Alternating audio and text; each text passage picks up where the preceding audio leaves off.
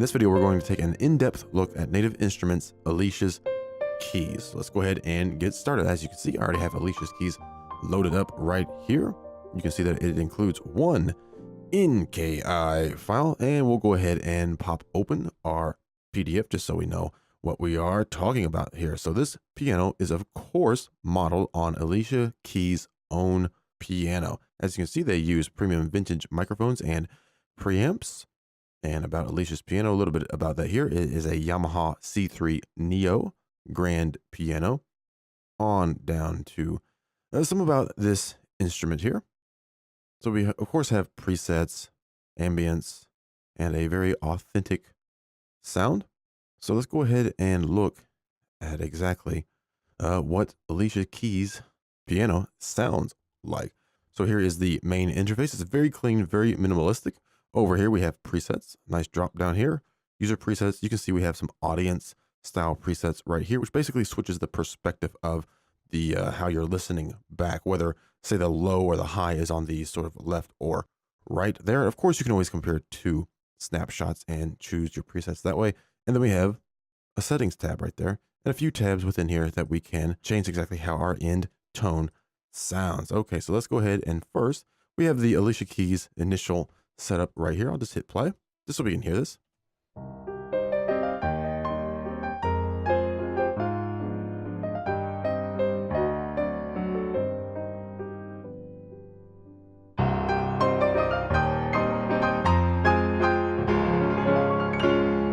Okay, very, very cool. So now let's go ahead and dig into these settings just so we can hear exactly how all of these different parameters will affect our tones. We'll start right here with the room tab. We have digital ambiances. We can of course turn that on. As you can see, that holds true throughout this entire interface here. These little lights, if they're lit up, that lets you know that it's on. So we have digital ambience. And of course we can come down here and take a look at exactly what all of this means. So digital ambience, we have an amount slider to of course adjust the amount, and we can adjust the size of the virtual room. We can use convolution reverb, so adjust of course the convolution reverb amount, and we could choose a location size, things such as that. So let's go ahead and check that out. So we have digital ambience is on. If I just hit a key here and pull it up, pull the size down, and pull this down a bit.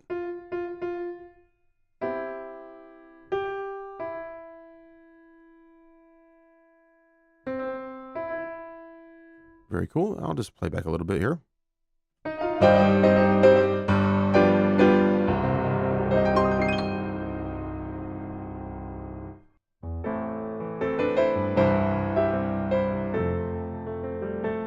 Very nice.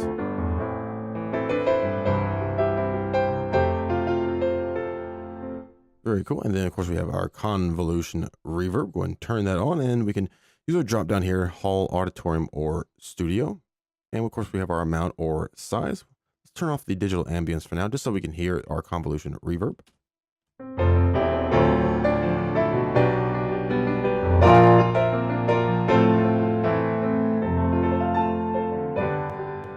Increase the size there. If you hear any clicks there, it is just that ambience, you know, sort of turning on there. Let's go to an auditorium.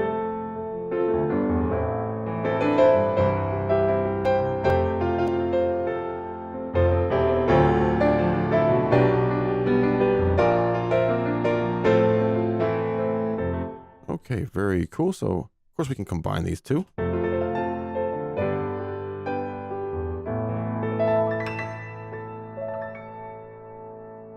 Very nice. Moving on, we have our stereo image. Now to really hear this, let me turn these off. Turn on the stereo image, and we have our spread. So basically how wide do we want this, and our position for the artist or the audience.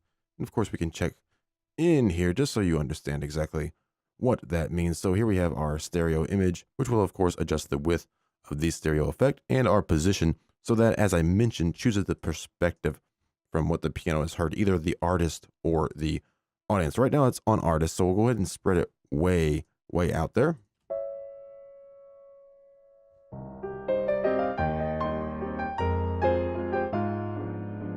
Pull it down, all the way down to mono.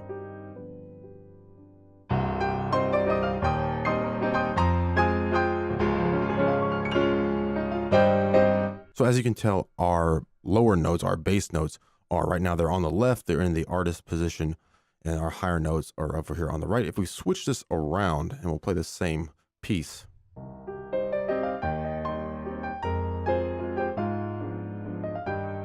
Now you can hear that the bass notes are on the right, just like if we were on the other side of this piano. Very cool that we have this option. Of course, you can turn that on or off.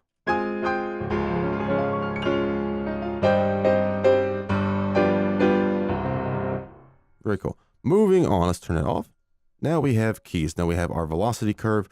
You can set this up to work better with your MIDI keyboard, the one that you're using to play in, you know, your notes. Or of course, this will also affect any MIDI that you have already written, say with a pencil tool or your MIDI keyboard. And just to show that, let's go back to the beginning here. Right now we're using a linear curve. I'll just hit a note.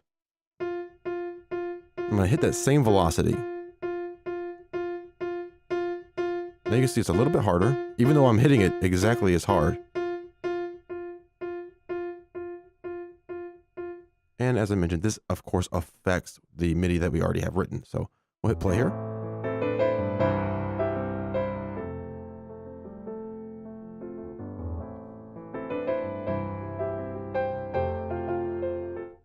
Now, if I were to instead make this from convex to concave, it's going to be much harder because the velocity is going to be different between 0 and 127 here. You can see how this curve is. So now I'll hit play here.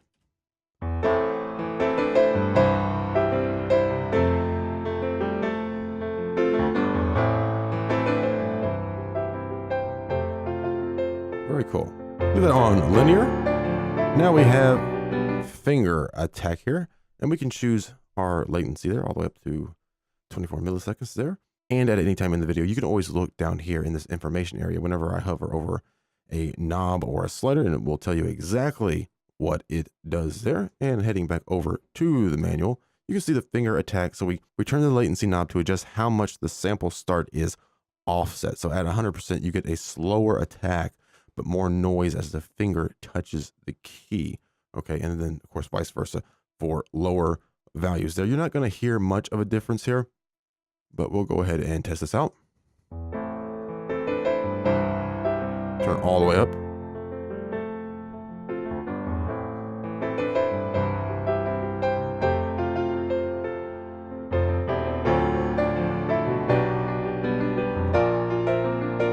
All right, then we have our key release, our decay time. So of course, just how quickly the release samples decay.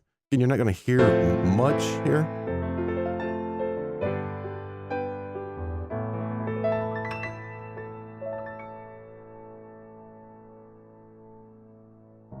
Very cool.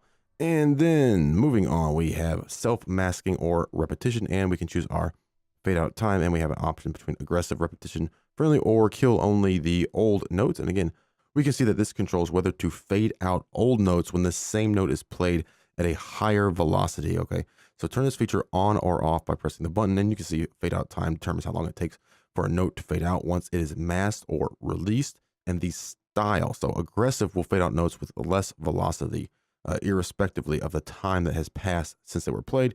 We have repetition friendly, so fade out notes with velocity values at least 10 steps below the value of the most recently played note, and if more than 500 milliseconds have passed since they were played. And then we have kill only old notes, so fade out notes with velocity values at least 40 steps below the value of the most recently played note, and if more than 800 milliseconds have passed since they were played. Again, this is going to be difficult to really hear, at least in this sample here.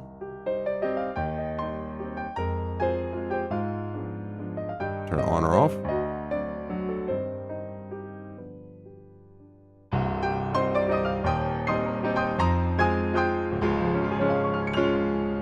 So kind of hard to hear there.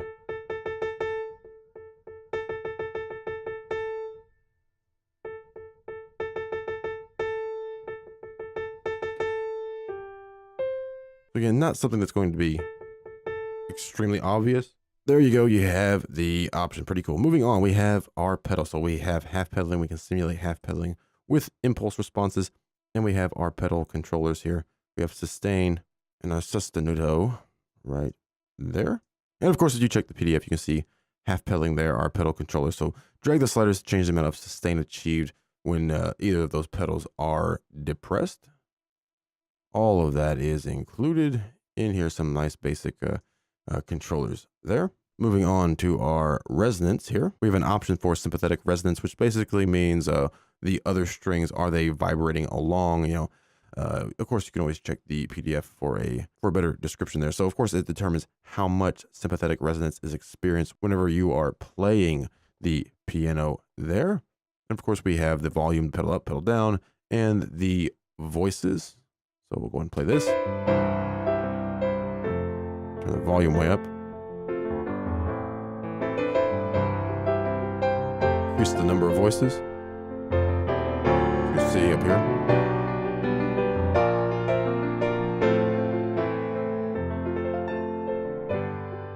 So that sympathetic resonance, it can make it a little bit more of a lively sound there. Let me turn down the voices there just so we don't go over. And of course, we have the allow the silent keystroke. So if something is very, very low in velocity, it will be completely silent, but you can still get some of that sympathetic resonance from that there. Again, you're not really going to hear much here in this sample.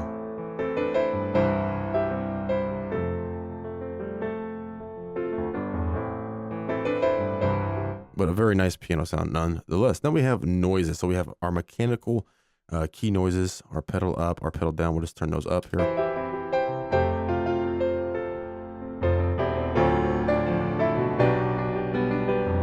And our sustain pedal noises, released and pressed. And of course, microphone noises, which is actually pretty cool to have that included within here.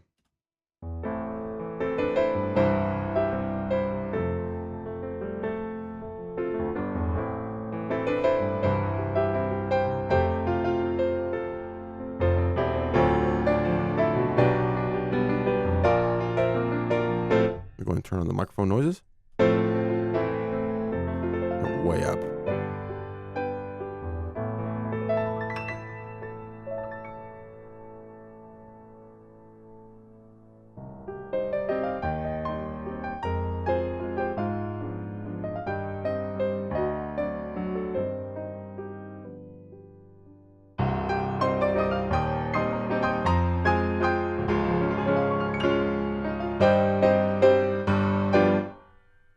Pretty cool right there.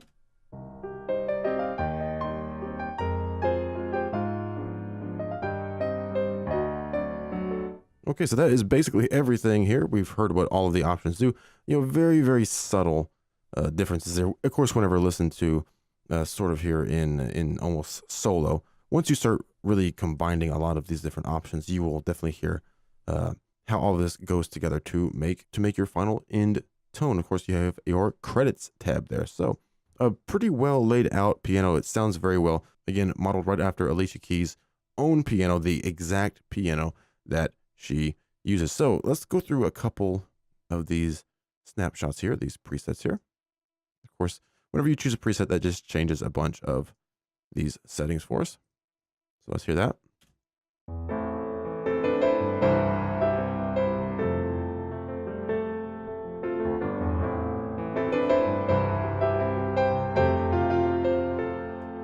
Very cool. Let's go to, say, a big auditorium now.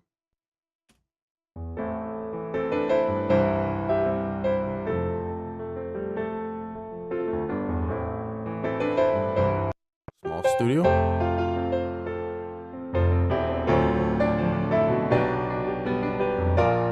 So of course that's much, much drier there. And of course we can always adjust our parameters at will.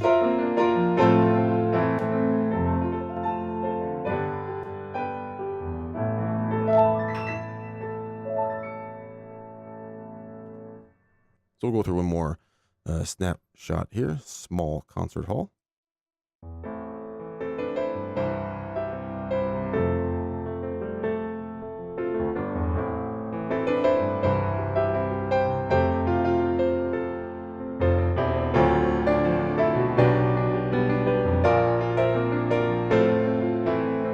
All right, very, very cool. So that's basically everything included with Alicia Keys. for Native Instruments Kontakt here. A lot of options, pretty well laid out, a little bit different than some of the other piano libraries that we have reviewed here, like the Maverick, Grandeur, Gentleman, and so on and so forth. But a nice piano nonetheless. Again, comes with that one NKI, a bunch of different presets here, and of course you can go in here and really adjust your sound to your liking.